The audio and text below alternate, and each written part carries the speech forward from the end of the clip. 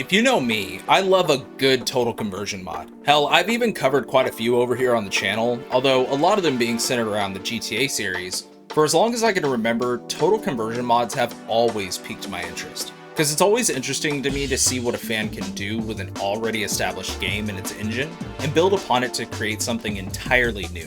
When I think of all the different ones that were developed over the years, I'm always reminded of some of the great ones back in Half-Life 1's heyday, back when the Gold Source engine was making rounds in the modding community. With tons of different mods being developed based around that engine for over 25 years at this point, I could go on all day about some of the fantastic stories and games that have been made by fans of the Half-Life series in their spare time. But there's one total conversion mod for Half-Life 1 that always sticks out in the deep, deep recesses of my brain that still brings back a ton of good memories. That mod being the Specialist.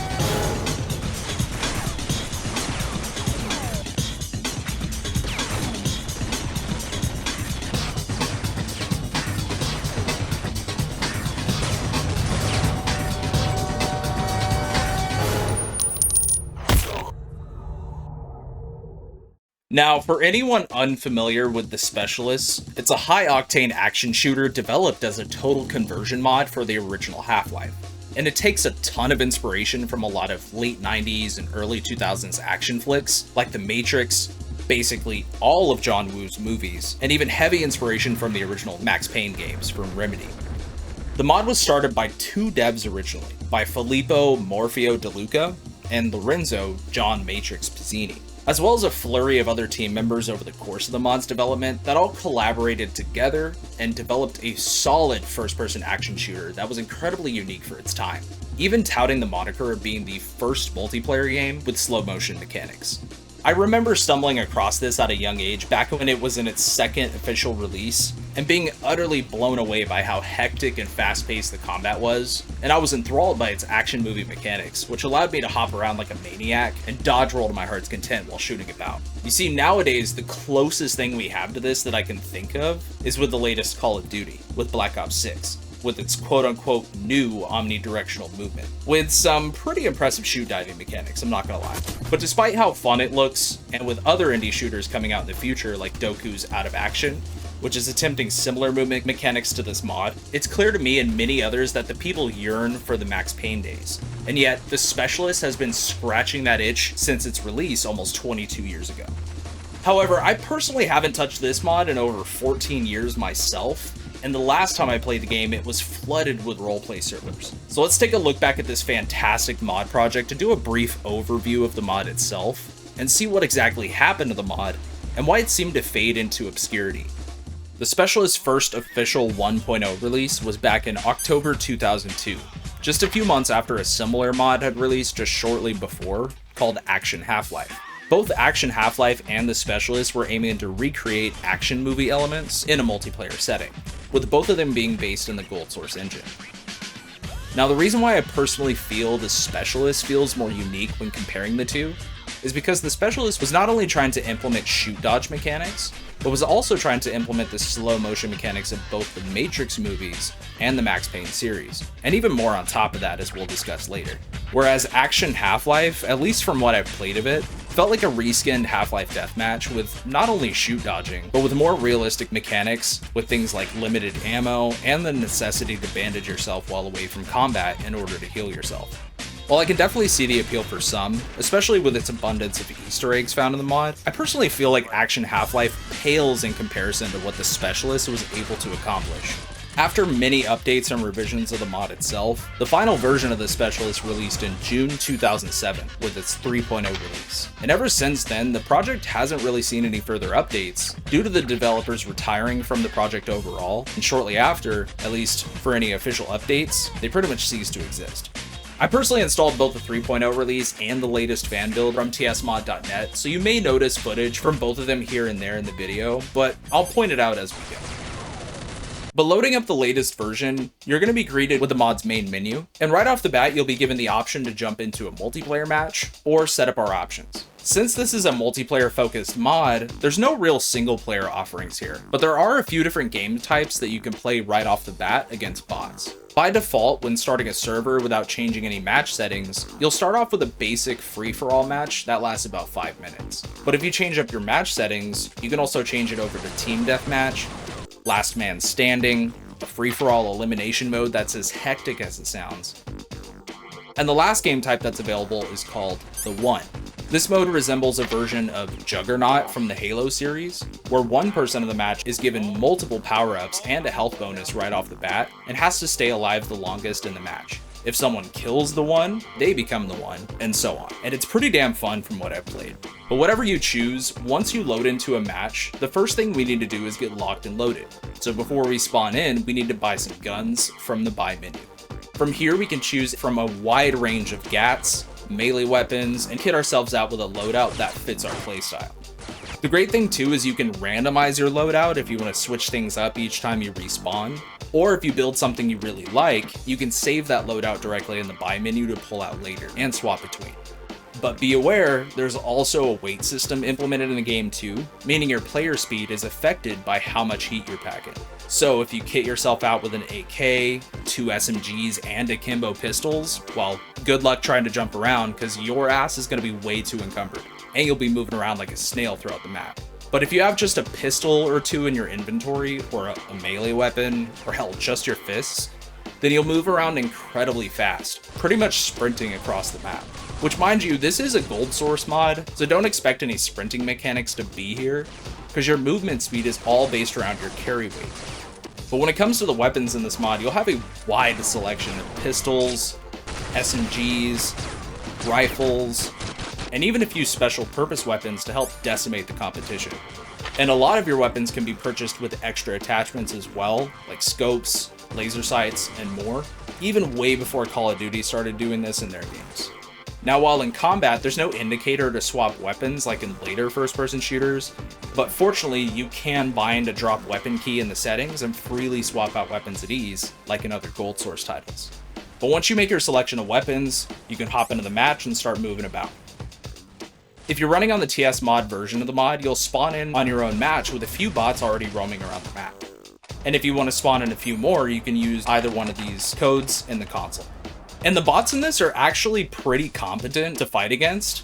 That is, if they can find their pathing correctly. Sometimes I'd find bots getting stuck under staircases or finding themselves stuck in a bathroom. But once they find their bearings, it's almost like you're fighting against real people. Almost. Hell, they even have that classic gold source behavior where they simulate real text chatter down below, and sometimes call you out by name, which freaked me the fuck out the first time I saw it. Since the game is going for an action movie vibe, the mod heavily features what's called a stunt mechanic, which not only allows us to shoot dive toward or away from enemies during combat, but also allows us a ton of other movement options as well. For instance, when you end up shoot diving in different directions, you can do rolls, backflips, and if holding the stunt key as you fall, your character will continue to stay in a prone position, allowing you to get the drop on your enemy. But not only that, you can kick off of walls, run up walls, backflip off of them too, and it all gives you a ton of versatility with your movement. And adding all of this on top of Half-Life 1's bunny hopping mechanics, as you can imagine, can get pretty wild. Hell, there was even a stunting community around this game at times, and it's kinda cool to see that, not gonna lie. But besides our movement, you'll notice there's a ton of power-ups you can find around the map too that mix up the gameplay quite a bit during matches. The main power-up of the Specialist, and what makes this mod so special, is the slow motion power-up. By activating slow motion, the whole match will slow down for up to 3 seconds, even affecting your opponents. This gives you and them more time to place your shots, but keep in mind though, this same thing applies to your opponents during the match, so definitely use it wisely.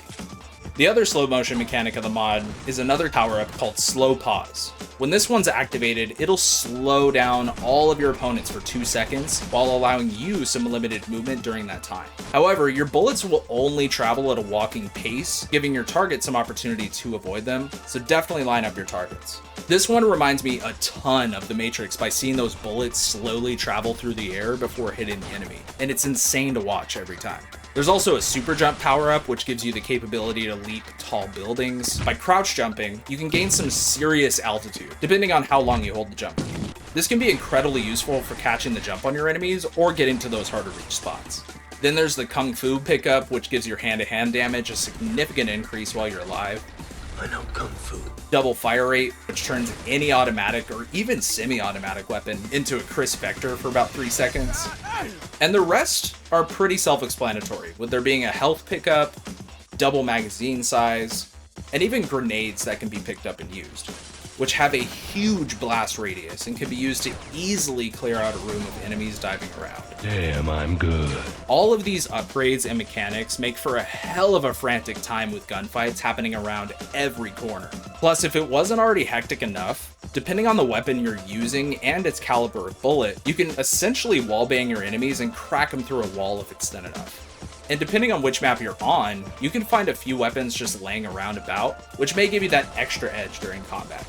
All of these inclusions really hone in the action movie aesthetic that the developers were going for, and it really goes to show how ambitious this mod's mechanics really were for its time. I kind of wish there was some arena-based mode though, where instead of choosing a loadout, there's more obvious weapon spawns floating around, like Quake or something. That really would have made this mod shine overall. But with the current gameplay that's here, it's insane how well all of the mechanics flow together, and you can pull off some insane trick shots in this game. Every time you get some wild action movie moment happening, it almost feels like you're really in those 90s action movies hopping around. And no other game has scratched that same itch for me since. I mean, the closest thing I can think of is Max Payne 3's multiplayer, but those servers have since dried up. When it comes to the different arenas we have to play in, there are a ton of maps included with the mod already, and even some Easter eggs that we'll talk about in a bit that are clear nods to certain action movies during the 80s to early 2000s. But since there is such a vast roster of maps included with the mod, I just wanted to highlight a few notable ones that are clear nods to certain action flicks, and even a few that play well in general that I'd recommend checking out. The first and probably most popular map of the game is TS_Lobby, or Lobby as I'll call it here, which if you can't tell by now is the famous lobby area from the first Matrix, where that incredible slow-mo fight scene takes place. With the entire lobby section to play in, as well as the elevators to take us to the top floor, and even the rooftop, this map feels like it's directly ripped out of the movie and put here as an arena to fight in.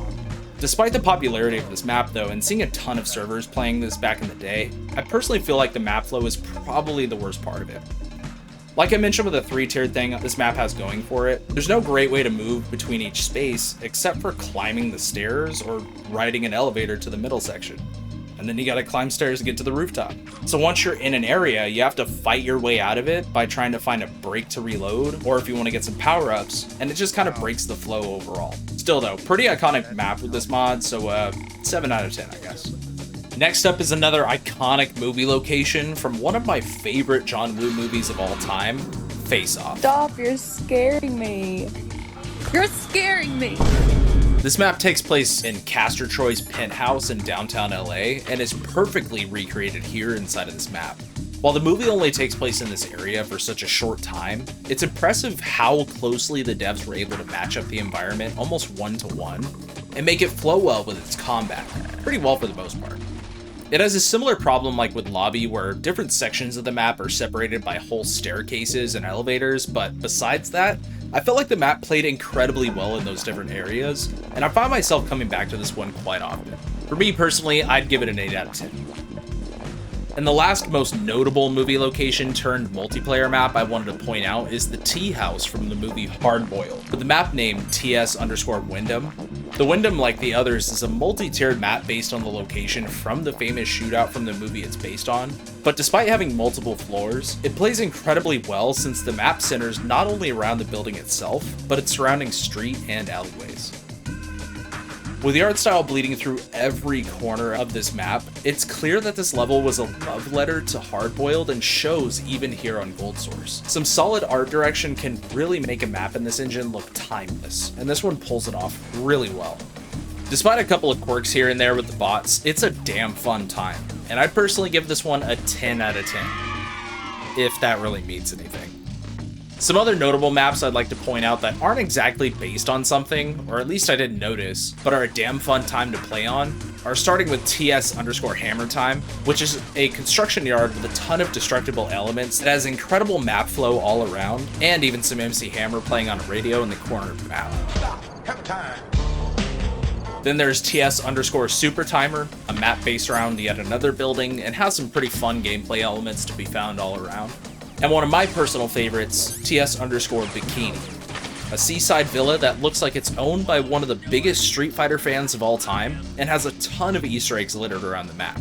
And it almost feels like some Call of Duty map that was left on the cutting room floor, like way before the modern games were even popularized. The map feels incredible to play on, despite some unnecessary areas that look like they could be team spawns. But the intricate paths not only laid around the house, and even under it, can lead to some really fun matches. And this map always comes to memory whenever I think about this game. But what happened to the mod exactly? Unfortunately, I wasn't online around the time of the end of this mod's popularity, as I missed a ton of online experiences between the years of 2008 and 2013 for reasons. But from what I can dig up online and from what you may have heard me say from the start of the video, is that the mod found itself hosting a particular type of game type that later became extremely popular among fans of Gold Source and Source Engine games, and even later with Rockstar developed games as well: roleplay servers. You see, from a lot of discussions I've scoured through online, is that the mod eventually started getting a ton of roleplay servers showing up around a year or so after the mod released. Roleplay servers became extremely popular with this game, to the point where the server browser had more RP servers open than the normal deathmatch or anything like that. So people who played the game for what it was meant for eventually left the project and probably pursue other video games around the time. And you can almost look at this mod as being the precursor to dark RP servers found over on Gmod, since most Gold Source fans eventually moved on to Source ever since Half-Life 2 came out. To be honest, it is unfortunate to see the mod succumb to just being another game for roleplay matches, as it seems like the game itself lends for more arena-based combat more than anything. And don't get me wrong, it's not like roleplay servers are bad or anything, it's just not what I'm looking for when it comes to a game like this. Especially nowadays, with the availability of things like 5M or something like that, and the gameplay for the Specialist holds up even to this day incredibly well. And I find myself popping on a match with bots every once in a while just for how incredibly addictive the combat is. The two main developers, at least from what I can tell, left the project to pursue other ventures, like game development, with one of the devs, Morpheo, having their own Steam page with multiple projects posted. I wasn't able to find much else on John Matrix, but I hope they're doing well, and the rest of the devs. Even to this day, the original 3.0 release of the mod is still up and available over on ModDB, for you to experience the game in its final state. But back in 2020, a group of dedicated fans of the mod decided to host the mod itself over on tsmod.net. Not only do they host the files themselves on the website, but they've also updated some of the visuals of the mod too, added some bug fixes, and they've been hosting open servers since the end of 2020. So if you're wondering which one to install after watching this, let me break it down this way. If you're someone who played the Specialist back in the day, in its prime, I'd recommend playing the original 3.0 release, as it's nostalgic as hell, and it's still a good time all around. But the new tsmod.net version is the one I would recommend because it comes with two quick and easy ways to install the mod, and it's more updated with certain bug fixes and the like. The only thing these both require is a legal copy of the original Half-Life, either on Steam, or even if you have it installed via CD, or, if you acquire the game by other means. I mean, hey, I'm not judging. And ever since the mod's eventual decline, there hasn't been any sort of game like this that scratches that certain action movie itch like the Specialist has. There have been many games out there over the years that have attempted it, don't get me wrong, and tried to recreate this type of gameplay in some capacity, and the first one that comes to mind, besides Max Payne 3 of course, is the indie shooter Maximum Action, which has a similar action movie vibe going on, but lends more into the single-player shooter aspect with repetitive levels and challenges. It's not bad, it's actually pretty fun to play, but it never quite scratched that itch for me. Of course, a lot of other AAA shooters and even indie devs have tried replicating the feel, and maybe one day I'll give Black Ops 6 a try. But one game that has piqued my interest tenfold is Out of Action, an indie shooter developed by a single dev, Doku, that is attempting to replicate the same type of gameplay found in the Specialist, but with an entirely unique art style, and is by far one of the most anticipated games currently in development. If this mod piqued your interest at all, keep an eye out on Out of Action, because it looks like it's going to be a damn good time. But if any of you were interested in this mod that we covered here today whatsoever, let's try to bring the Specialist back. Whether it be the 3.0 release or the fan updated version, try this mod out. Check the description down below for links to both versions discussed in the video. And I don't know, dude, just give it a shot. Maybe start up a match with a few friends or just try it out with some bots and get down to some hard-boiled action in the Specialist. Thank you so much for giving me the time of day and hearing me yap about an old Half-Life 1 mod. Taking a look back at this mod has been an incredibly nostalgic time for me, and I hope I've either brought back some good memories for some of you, or are about to start some new ones made due to the mod. If you like the video at all, please make sure to drop a like or subscribe if you're into videos covering mods like this, and also comment as well if you have any memories you want to share for the mod, or some insight about it, or just want to say hey. I'll say hey back, I promise. And yeah, again, thanks for watching. I hope you all had a fantastic day, or at least a better one tomorrow. And I will see you all later. Blado out.